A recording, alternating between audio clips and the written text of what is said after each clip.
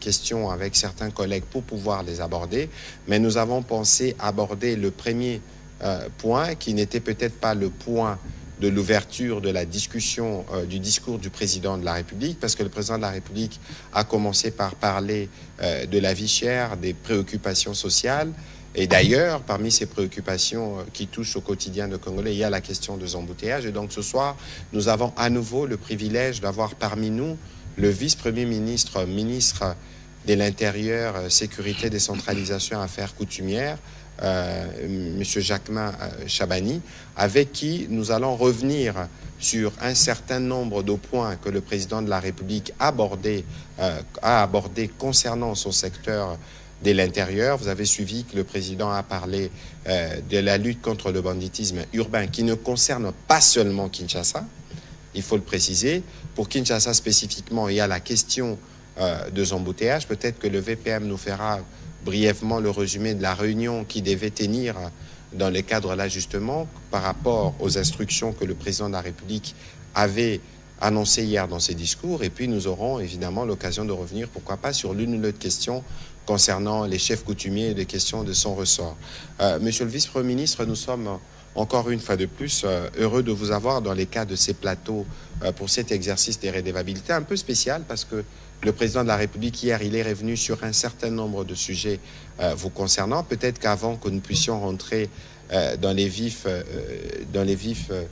du sujet, les secteurs qui est le vôtre, donc de l'intérieur, de la gestion de province, a été parmi, en tout cas, l'un des points principaux abordés par le président de la République dans son discours. C'est dire l'importance de votre secteur, monsieur le vice-premier ministre.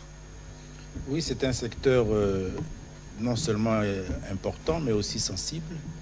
Un secteur sur lequel le gouvernement dirigé par Madame Judith Souminoa est en train de tant soit peu faire bouger les lignes, parce qu'il est principalement ici question de le deuxième pilier du programme du gouvernement, c'est-à-dire sécuriser les populations et le territoire. Il est aussi question de restaurer l'autorité de l'État.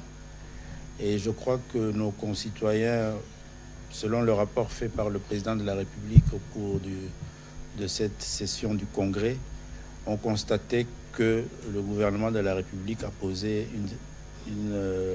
un certain nombre d'actes qui ont amené à ce que des réponses soient données sur ces différents volets, non seulement sur le volet de la sécurisation, mais aussi sur le volet de la restauration de l'autorité de l'État, qu'elle soit coutumière ou politique et civile.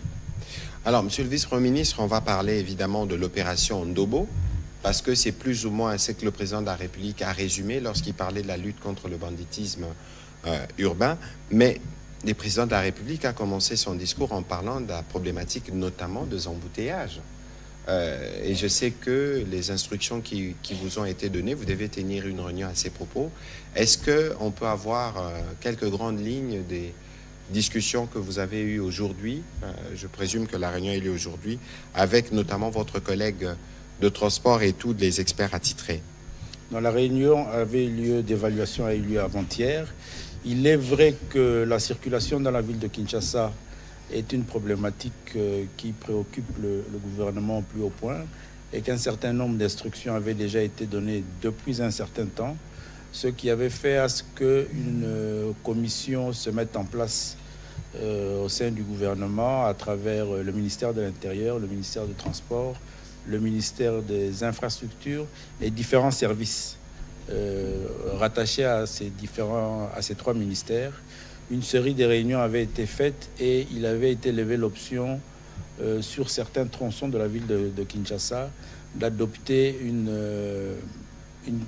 solution, je peux l'appeler comme cela, une solution de sens unique. Mais bien avant cela aussi, nous avions commencé une campagne de civisme sur la route. Alors, la solution de sens unique a été adoptée sur 4 tronçons, si je ne me trompe pas. Et nous avons eu un certain nombre de réactions et de retours qui a amené à ce qu'on convoque il y a 3 jours une grande réunion d'évaluation que nous avons tenue au ministère de l'Intérieur. Et c'était à la demande d'ailleurs de Madame le Premier ministre. Et nous allons faire un rapport assez détaillé au cours du Conseil des ministres de ce vendredi, qui va permettre au gouvernement de la République d'évaluer aussi avec nous tout ce que nous avons reçu comme observation des différents services qui étaient présents à cette réunion et prendre une orientation sur la continuité ou non, l'amélioration sur le plan pratique et technique de toutes ces options levées pour désengorger les routes de la ville de Kinshasa. Mais est-ce que les Kinois peuvent s'attendre à la levée de la mesure? Je crois que le Conseil va nous édifier autour de l'autorité et des différents responsables. Nous allons prendre la bonne option. Voilà, avant que nous ne prenions les propos du président de la République, hier au cours du discours sur l'état de la nation, monsieur le vice-premier ministre, vous avez lancé l'opération Ndobo. Alors, il y a quelques semaines, il y avait l'opération Panthère Noire. Qu'est-ce que vous pouvez nous en dire? Parce que l'impression, parfois, de manière générale, c'est que c'est des opérations qui concernent spécifiquement Kinshasa. Qu'est-ce que vous pouvez nous dire sur les déroulés et les séquences de cette opération? Parce que les problèmes des banditismes urbains se posent malheureusement à travers plusieurs villes de la République démocratique du Congo. Au niveau du ministère de l'Intérieur, nous sommes saisis sur la question du banditisme urbain depuis un peu plus de 3-4 mois, je crois, dès l'avènement de notre gouvernement, du gouvernement actuel. Et nous avons tenu une série de réunions qui a amené le commandement de la police nationale congolaise à nous proposer un plan opérationnel. Un plan opérationnel à l'échelle nationale pour gérer, réguler et maîtriser ce phénomène qui déstabilise nos villes, nos cités, nos agglomérations. Et il avait été décidé que ce plan opérationnel ait pour ville pilote la ville de Kinshasa et qu'il soit dupliqué au fur et à mesure dans les autres provinces et les autres grandes villes de la République démocratique du Congo qui subissent ce phénomène-là. Donc nous l'avons pratiqué pendant plusieurs semaines dans la ville de Kinshasa et il s'est fait que le vendredi de la semaine passée, nous avons tenu une grande réunion avec le commandement national de la police, mais aussi celui de la ville de Kinshasa, pour évaluer dans les détails l'action de la police sur terrain et identifier les faiblesses et arriver à trouver les voies et moyens d'améliorer pour donner les réponses tant attendues par nos concitoyens. C'est en conclusion de cette réunion du vendredi que nous avons décidé de passer à une étape supérieure. Et cette étape supérieure a fait l'objet d'une nouvelle formulation du plan opérationnel et nous l'avons dénommé tous ensemble avec les responsables de la police, le gouverneur de la ville de Kinshasa qui était aussi présent à cette réunion. Nous avons dénommé cette opération Ndobo, qui est une opération qui consiste principalement à maîtriser, mettre la main sur les bandes de criminels qui sont à la base de ce fléau, les maîtriser, les neutraliser et les mettre à la disposition de la police. Alors c'est une opération qui se déroule aujourd'hui à Kinshasa et je peux aussi informer l'opinion qu'au niveau du gouvernement et avec le Conseil supérieur de la justice, nous venons de mettre en place aussi notre commission technique qui travaille sur la duplication de la deuxième phase de ces opérations, qui est une phase juridictionnelle, parce que tous ces criminels que nous sommes en train de neutraliser et maîtriser, nous les mettons à la disposition de la justice. Nous sommes en train de le faire ici à Kinshasa à travers des audiences foraines et nous allons très bientôt nous déployer dans les grandes villes de la République démocratique du Congo, c'est-à-dire à Lubumbashi, à Goma, à Matadi, à Mbandaka, à Kisangani, des villes qui sont identifiées par le commandement de la police nationale comme des villes où le taux de criminalité est inquiétant et nécessite une action gouvernementale forte. Donc l'opération Ndobo est une opération nationale qui a débuté principalement dans la ville de Kinshasa, mais qui va très prochainement se dupliquer dans les autres villes. C'est-à-dire il y a des villes qui connaissent aussi déjà au niveau de leur commandement provincial des actions contre le banditisme urbain, mais qui vont avoir l'avantage de connaître un appui opérationnel spécifique venant du commandement général de la police qui va venir les aider à finaliser, à bien réduire ce taux de criminalité. Et il va s'en suivre de la même manière qu'on le fait à Kinshasa, la phase juridictionnelle où on défère tous ces criminels en audience foraine, en audience foraine devant les juges pour qu'ils soient sanctionnés. Et donc avec des sanctions évidemment exemplaires. On va prendre rapidement la question d'Éric Izami à ces sujets avant que nous ne puissions progresser dans le cadre de cet exercice. Merci Excellence pour la parole. Je voudrais commencer par vous féliciter vous deux parce que vous êtes venus au pouvoir et vous avez aux responsabilités et vous avez été élevé socialement, mais vous avez gardé. Je suis très regardant. On a parlé de route des bouchons. Moi, la question est de savoir ici, monsieur le vice-premier ministre, en dehors de chef des corps, qui a le droit de circuler avec gyrophare, par exemple sur 24 novembre? Ça crée aussi des embouteillages et des bouchons. Alors, deuxièmement, le chef de l'État, quand il est intervenu hier, il s'est adressé à la nation via les congrès, les députés nationaux et sénateurs. Il a été très policé dans son langage. Il dit qu'il faudrait plutôt canaliser positivement les énergies de nos jeunes pour aller, par exemple, apprendre un métier. On a en focus ce qui se passe avec le général Kabouik, avec le service national. Félicitations à ce qu'il fait, mais on devra dupliquer ça. Mais entre-temps, vous-même aussi au sein du gouvernement, certains membres ont eu un propos dur parlant de la mort. Alors, c'est quoi l'option véritablement levée? Parce que ceux-là aussi, ces gangsters urbains, qu'on appelle à Kinshasa, par exemple, Kuluna, Maïbobo dans le nord Kivu, Goma, Bukavu aussi, du sud Kivu, ils tuent parfois.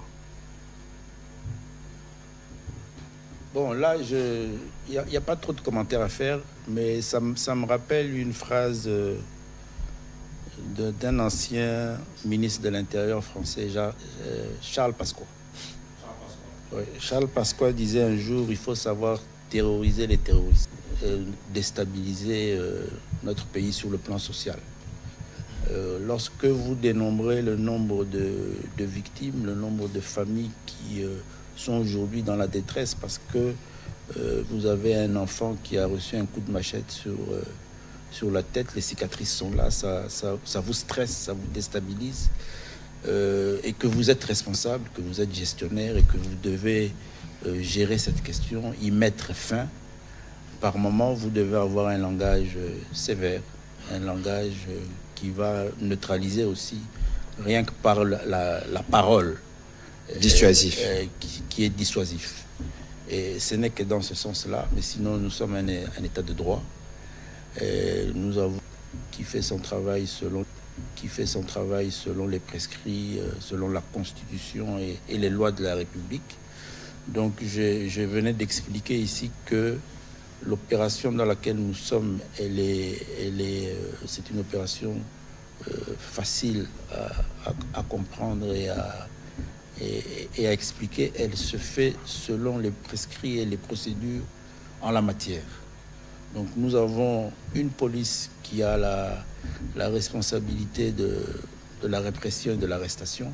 Elle fait son travail et elle s'est mobilisée à travers un plan opérationnel qui a été traduit en commandement et que nous avons dénommé Opération Ndobo. Elle se saisit de ces criminels, de ces délinquants qui sont à la base du banditisme urbain et elle les met à la disposition de la justice. Maintenant, notre justice, elle a des procédures qui sont des procédures légales. Et c'est des auditions, c'est des audiences foraines et c'est des juges, des magistrats qui prononcent des sanctions, qui sont des sanctions qui se retrouvent conformément à nos textes légaux. Donc il n'y a aucune crainte à avoir. Et il y a ces initiatives prises par le président de la République depuis son premier mandat d'avoir réveillé, animé, restructuré une institution aussi louable comme celle du service national, qui veut à ce que ces jeunes, qui sont nos frères, qui sont des fois des membres de nos familles ou des voisins de quartier, qui malheureusement peut-être n'ont pas eu la chance d'avoir l'encadrement qu'ils devaient avoir parce qu'ils n'ont pas pu avoir accès à l'éducation. Le président de la République a aussi aujourd'hui fait en sorte à ce que notre constitution soit respectée avec l'enseignement gratuit.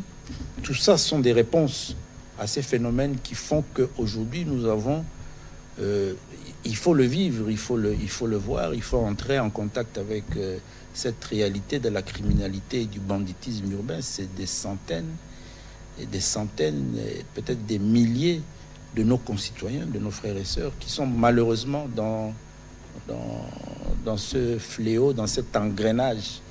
Et il y a des mécanismes mis en place par le gouvernement, par le président de la République pour les en sortir. Mais il y a aussi la justice.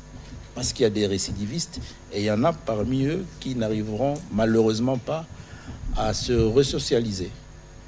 Et c'est des décisions de responsabilité qu'il faut savoir prendre. Et le gouvernement est là pour ça, pour sécuriser l'ensemble de la communauté.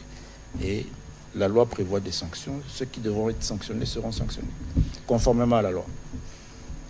Voilà, merci. On va prendre la question de Peter Tiani.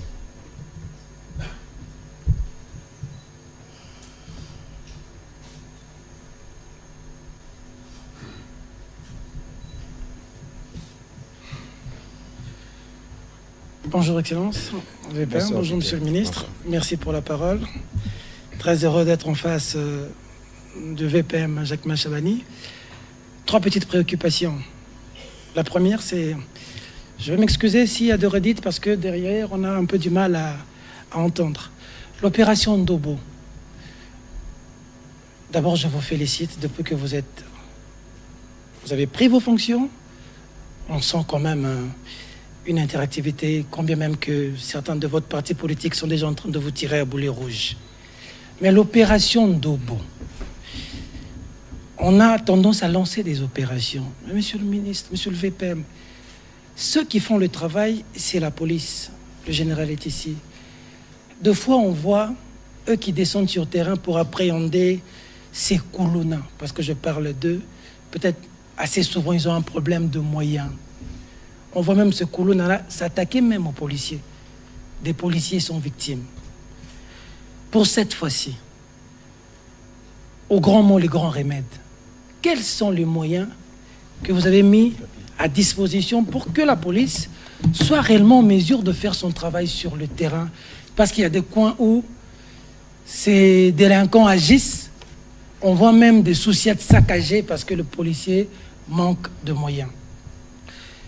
Deuxième petite question adressée au ministre de la Communication et des Médias. C'est l'actualité, monsieur le ministre de la Communication et des Médias. Il y a un rapport de Amnesty International qui parle de massacres. On a tué des Congolais. Quelle est votre réaction par rapport à cette situation? Dernière question, parce qu'il s'agit de l'adresse du chef de l'État devant l'Assemblée nationale de changer la vie des Congolais. Monsieur le vice-premier ministre, pour vos questions. Oui, bon, la première, je dois dire que moi, lorsque je suis arrivé dans mon ministère, le ministère de l'Intérieur, la première des choses que j'ai faites, c'est de me rapprocher de mon administration. C'est un ministère qui a plusieurs services. Vous avez parlé de la police, mais il y en a plusieurs. Il y a 5 secrétariats généraux et il y a d'autres services. J'ai fait un effort de me rapprocher d'eux, de me rapprocher de la police. Et je fais un effort d'être le plus régulièrement avec eux pour partager les dossiers du ministère. Et l'une des initiatives ou des préoccupations que j'ai eues, c'est d'améliorer ce qui va aboutir. Et moi, je vous rassure que tout ce que nous avons entamé comme dossier va atteindre ces objectifs. C'est une question de temps. La République démocratique du Congo est un très grand pays, un vaste pays. 33 villes, c'est immense. C'est pas à comparer avec tout ce qu'on a comme pays voisins ou avec d'autres pays. Donc ce sont des œuvres immenses. Nous les avons entamées, nous allons les réaliser. Les conditions de travail, j'ai parlé des SOUCIAT, de la mobilité et de l'équipement. C'est en cours. Je crois que depuis quelques mois, vous êtes en train d'observer. À l'initiative du président de la République, nous sommes en train de doter la police des moyens de mobilité. C'est valable aussi pour les administrateurs du territoire. Et ça, tout cela va dans le sens aussi de leur permettre de faire leur travail. Le principal, c'est de sécuriser nos populations. Donc, nous sommes en train de doter la police de tous ces moyens. Et je crois que cette police aussi a besoin d'être mise en confiance et d'être responsabilisée. Et c'est le travail que nous sommes en train de faire. Vous avez constaté que à peine nous les avons sollicités. Nous avons sollicité la police nationale à faire encore mieux et plus. Un vendredi et le samedi, la nuit du samedi au dimanche, avec l'opération Ndobo, je crois que la cueillette a été rendue publique. C'est l'œuvre de la police nationale. Donc ici, il faut que nos concitoyens, que les Congolais réalisent qu'elle a une police nationale. Elle est là, elle est effective. Il faut la mettre au travail. C'est ce qu'il nous a été demandé au sein du gouvernement. C'est ce que nous sommes en train de faire. Et avec cette police, nous allons sécuriser le peuple congolais. Il faut nous faire confiance et juste nous donner le temps de faire ce travail. Et c'est ce travail que nous allons faire. Nous le faisons aujourd'hui à Kinshasa. Et je suis convaincu que dans un espace, le temps que nous accédions à la prochaine année, au mois de janvier, la ville de Kinshasa ressemblera à autre chose. Elle sera plus vivable et on va retrouver la ville que nous avons connue, nous, dans notre jeunesse, parce que nous sommes Kinois. Nous allons le faire en province et nous allons sécuriser nos concitoyens en province avec la police nationale congolaise, parce que c'est une police patriote qui a besoin juste d'être responsabilisée et de lui donner d'abord les moyens politiques. C'est ça le rôle du gouvernement et du ministère, mais aussi ensuite lui doter de tous les accessoires qui lui permettent de faire son travail. Moi, c'est un engagement que j'ai pris et nous l'avons pris avec le commandement de la police pour toute la République et nous le prenons avec chaque commissaire provincial pour chaque province et on va atteindre notre objectif. Alors, concernant la Constitution, qu'est-ce que...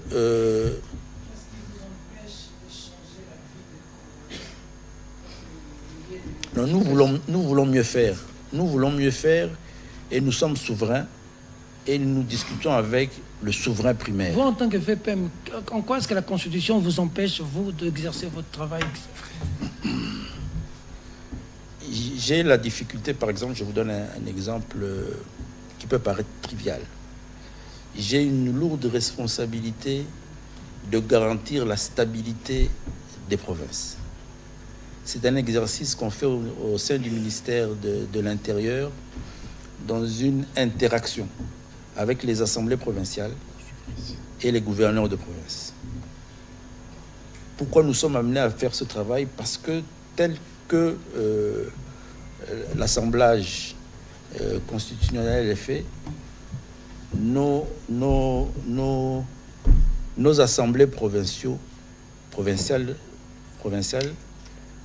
sont à la base des instabilités de nos provinces à travers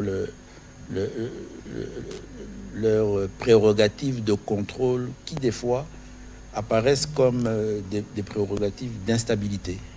Et cela ressort de notre Constitution d'aujourd'hui. Alors, si on peut améliorer cela en revisitant la Constitution, il n'y a aucun mal.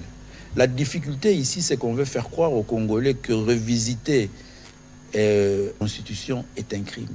Tous les pays du monde le font régulièrement. Vous allez en Belgique, c'est chaque année, chaque mandat, que ces textes-là sont revisités. Tire la pensée profonde du président de la République. Le président de la République a parlé de réforme constitutionnelle, mais le président de la République a aussi parlé de la nécessité pour nous de réfléchir En fait, les débats, actuellement, ils portent sur quoi? Parce qu'on n'est pas rentré dans le fond du sujet. Ici, le principe énoncé par le président de la République, c'est de réunir le Congolais pour discuter autour de ces textes, pour rendre l'État plus efficace. Parce que, avec la pratique, on a constaté, et le vice-premier ministre vous a donné un exemple concret. Et donc ici, il faut considérer qu'avec ce que le président de la République a dit hier, il faut attendre. C'est lui, dans ses prérogatives de garant de la nation, qui a ouvert les débats. On attendra de voir la composition de la commission, les termes et les références qui seront fixés, et comme ça, en ce moment-là, on pourra continuer et faire les débats, à proprement parler. Donc peut-être que je reviendrai à la fin pour vous répéter mot pour mot ce que le président de la République a dit. Alors, vous avez posé la question sur le rapport d'Amnesty International. Bon, d'abord, le rapport qui est fait concerne de faits qui se sont déroulés il y a au moins une année. Et c'est des faits pour lesquels je pense que nous avons eu l'occasion de revenir dessus. Le prédécesseur du vice-premier ministre ici, le vice-premier ministre de l'époque, Peter Kazadi, et le vice-premier ministre de la Défense de l'époque, Jean-Pierre Bemba, se sont rendus au Nord Kivu, à Goma. Il y a eu évidemment une enquête qui a été faite à leur niveau, et il y a eu une enquête qui a été faite au niveau de l'auditorat. Il y a eu des sentences. Aujourd'hui, on ne saura peut-être pas aller dans le détail parce que l'affaire est encore pendante. Il y a les travaux en appel qui doivent se faire, en tout cas dès que la justice l'aura décidé. Il y a eu de condamnés. Alors, la question, lorsque Amnesty International fait son rapport, la question c'est de se dire d'abord ici, ce que nous, on n'a pas attendu Amnesty International, qui vient une année après la commission des faits. Il y a eu un procès en flagrance. Il y a eu 2 membres du gouvernement qui ont été dépêchés sur place et qui ont donné des réponses sur base des pièces qui leur ont été communiquées. Moi, encore une fois, on ne peut pas aller dans le fond du dossier, mais il aurait été souhaitable pour Amnesty International, à travers ses experts, que si eux disposent des preuves impliquant, par exemple, ou démontrant la responsabilité du général Ndima, ils peuvent le transmettre, des pièces, parce que les pièces qu'ils évoquent, il faut peut-être qu'on se réfère à notre justice, parce que nous considérons, comme gouvernement, que sur cette question, il y a une réponse qui a été donnée de manière flagrante, les responsabilités ont été établies, des condamnations ont été faites, il y a un procès en appel qui est attendu. Je pense que nous devons nous en tenir à ça. Parce que la démarche derrière Amnesty International, je présume, n'est pas différente de la nôtre, parce que nous voulons que justice soit dite. Et cette justice a commencé déjà à être dite en attendant que le procès soit totalement bouclé. Et donc, si Amnesty estime qu'ils ont des éléments nouveaux permettant d'établir la culpabilité des uns des autres, parce que la justice congolaise, lorsqu'elle a agi sur le sujet, elle n'agissait pas au visage des uns et des autres. Elle agissait en fonction des faits qui étaient établis. Et je pense que cette précision doit être de mise, parce que parfois, il ne faudrait pas donner l'impression que nous-mêmes, on ne sait pas rendre justice lorsqu'il y a des problèmes. Et lorsque nous, on a rendu justice, on doit venir nous dire que la justice n'a pas été bien rendue, parce que pour certains, pour eux, il fallait absolument que tel ou tel autre puisse être arrêté. Alors, je crois qu'on a répondu à vos questions. Sur la Constitution, on y reviendra encore de toute façon à d'autres occasions.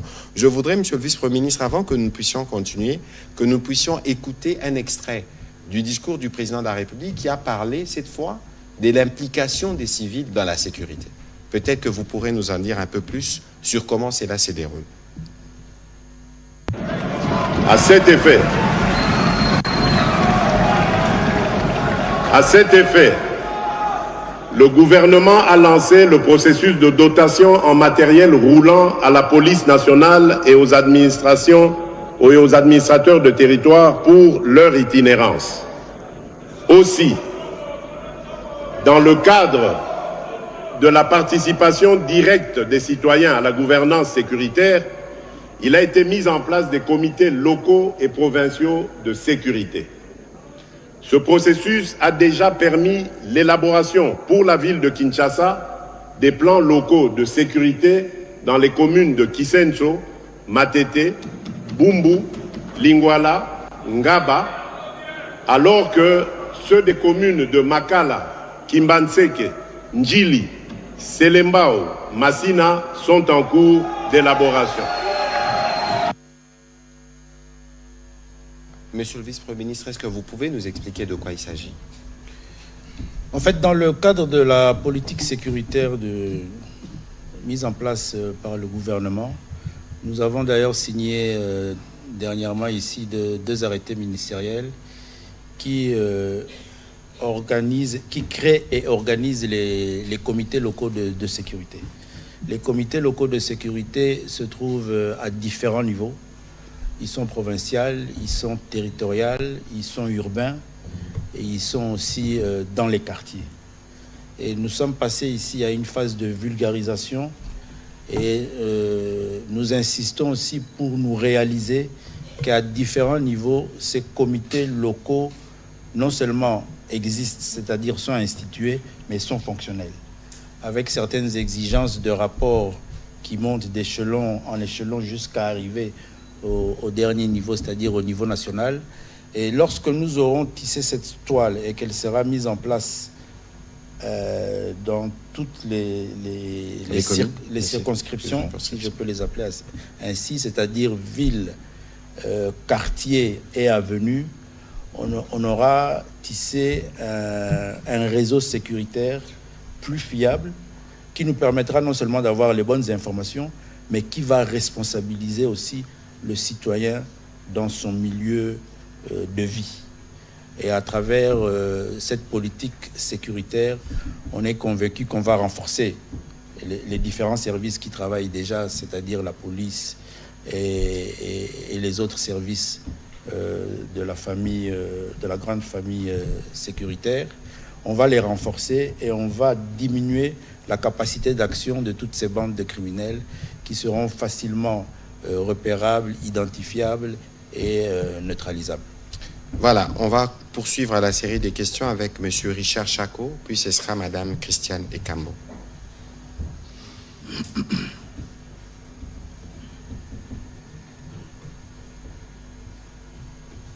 Merci beaucoup.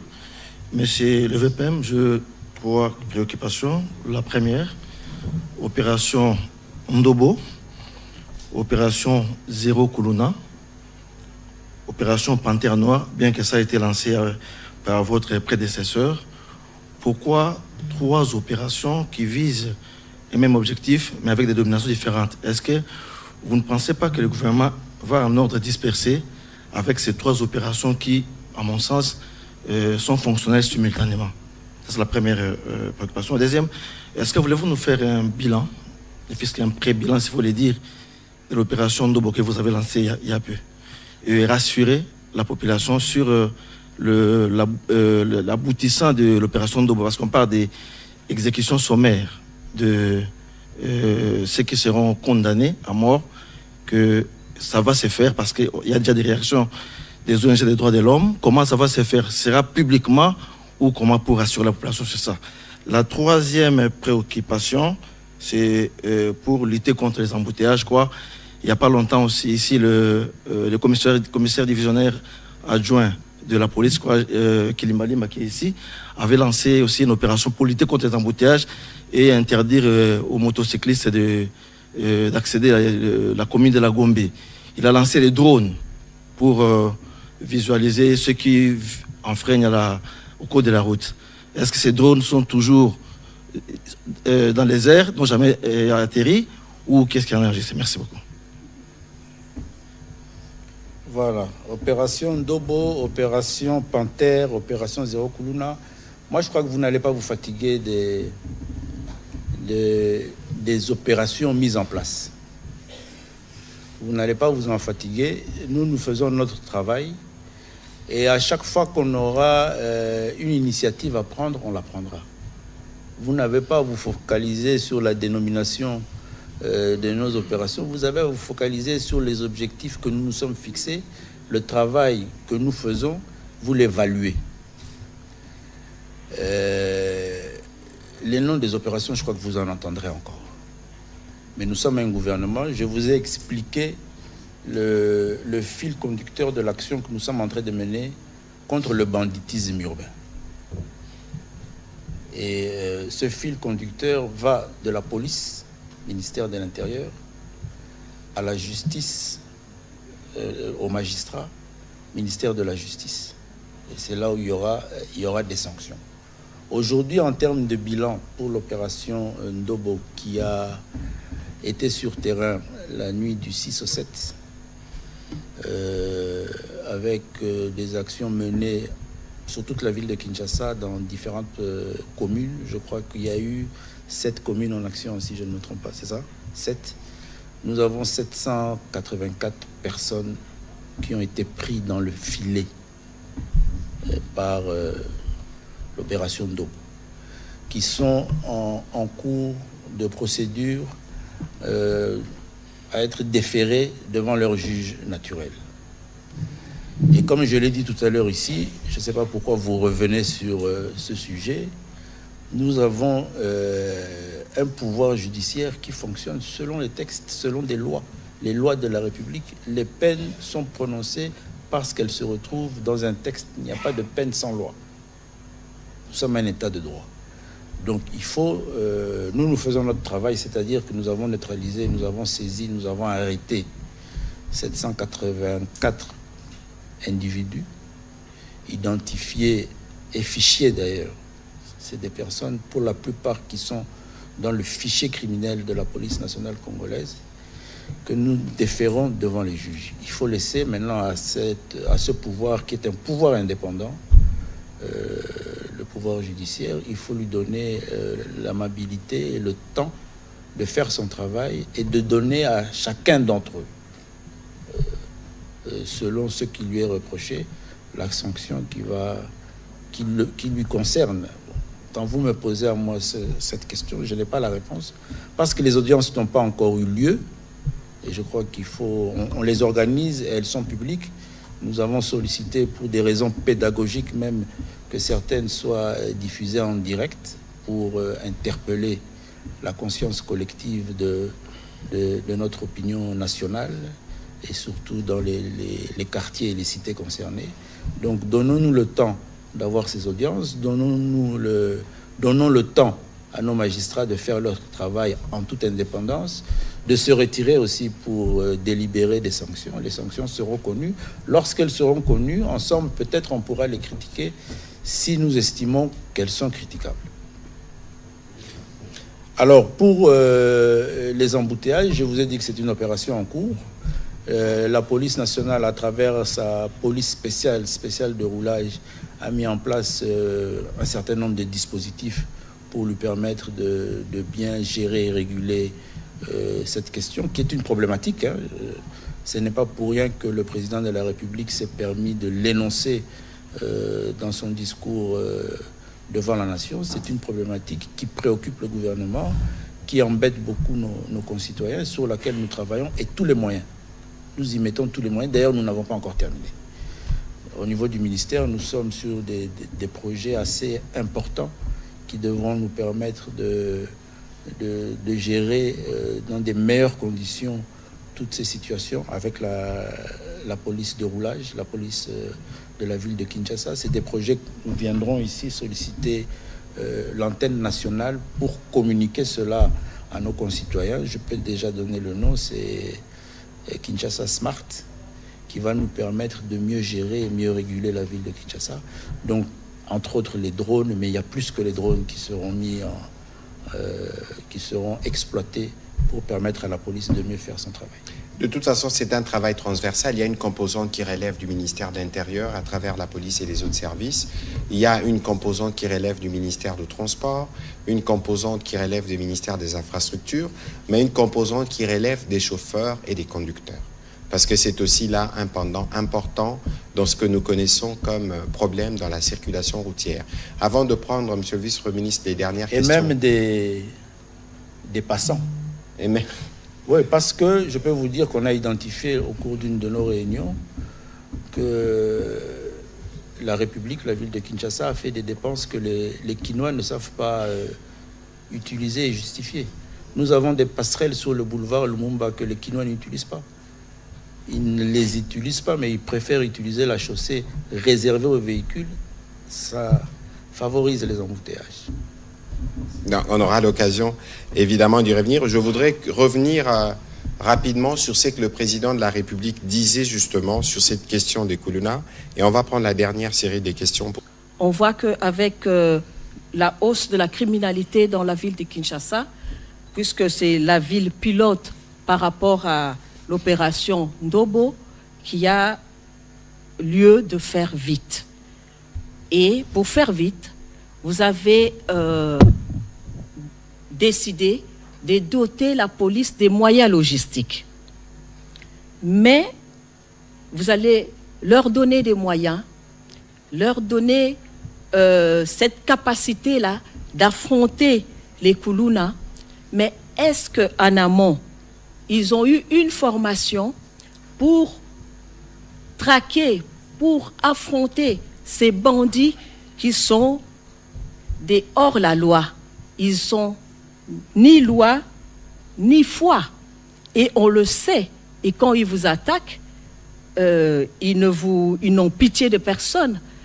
Ici, on voit souvent, combien de fois, on voit des gens qui ont appelé, on a entendu des gens qui appellent la police la nuit pour les secourir, qui sont attaqués dans leur maison, et que la police vous réponde,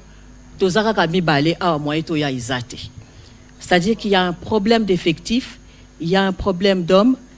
Est-ce que le comité locaux qui va venir en renfort, ces comités-là, est aussi formé pour qu'ils puissent travailler de concert avec la police pour qu'il n'y ait pas de déviation? Oui, les comités locaux, ce n'est pas la police, c'est des citoyens qui ont des responsabilités dans les différentes juridictions. Ça peut être le maire, ça peut être le chef du quartier, ça peut être aussi l'agent de police du quartier qui constituent ensemble le comité local. Non, ce n'est pas eux.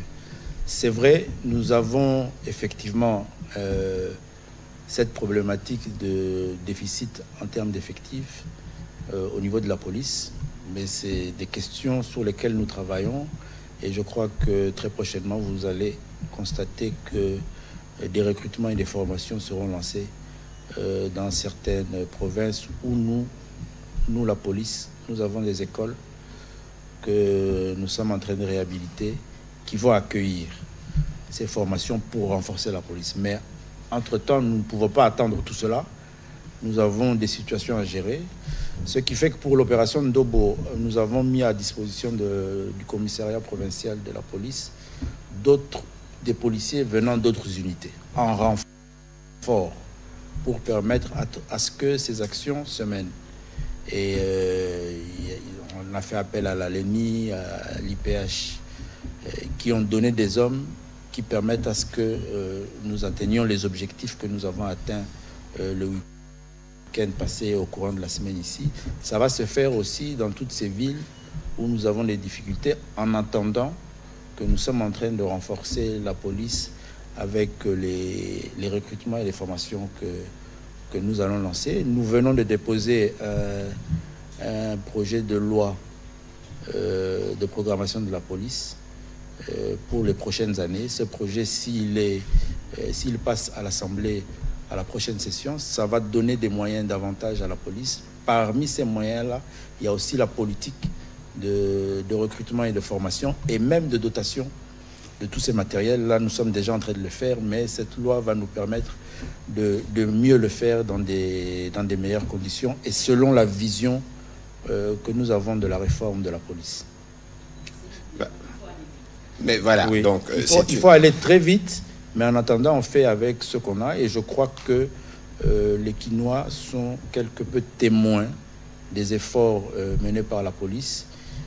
La semaine qui va se terminer ici, la semaine prochaine, il y a des opérations très importantes qui vont être déployées dans la ville de Kinshasa, qui vont nous permettre encore de réduire parce qu'on va neutraliser ces bandes de criminels. Voilà, monsieur, merci monsieur le vice-premier ministre. On va prendre la dernière série des questions avec Pichu Mulumba, monsieur Kanyunyu, et on va terminer par une question à Lingala de Jimmy Mukendi. Jean-Pierre Kaembe, venez s'il vous plaît. On reste dans le sujet du soir, évidemment, tout en sachant que le vice-premier ministre a déjà répondu à la plupart des questions, donc on va éviter de